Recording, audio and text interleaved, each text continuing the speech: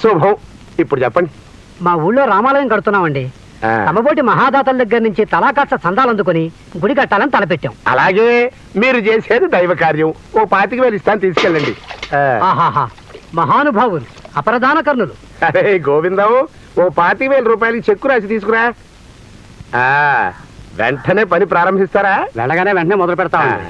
గుడి ముందు గోడ మీద తమ పేరు పెద్ద పెద్ద అక్షరాలతో చెక్కిస్తామండి. మహద్భాగ్యం.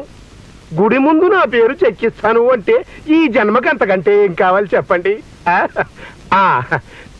ఇదిగోండి, ఈ చెక్కు తీసుకెళ్ళండి. అయ్యా, తమరు దీని మీద సంతకం చేయటం మర్చిపోయినట్టున్నారు. చూడండి, దానాలు అందరూ చేస్తారు. ఇంత దానం చేసి తమ పేరు అంతగా చెప్పించుకుంటారు.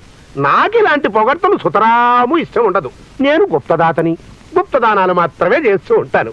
నా పేరు బయటికి రావడం నాకు ఇష్టం ఉండదు. అందుకనే ఆ చెక్కు మీద సంతకం చేయకుండా ఇచ్చాను. పాపం బోలెడు దూరం వెళ్ళాలి.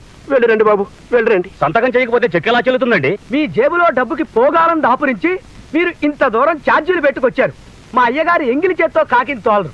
ఓ మెతుకు ఎగిరెళ్ళి పడుతుందని భయం ఆయనకి.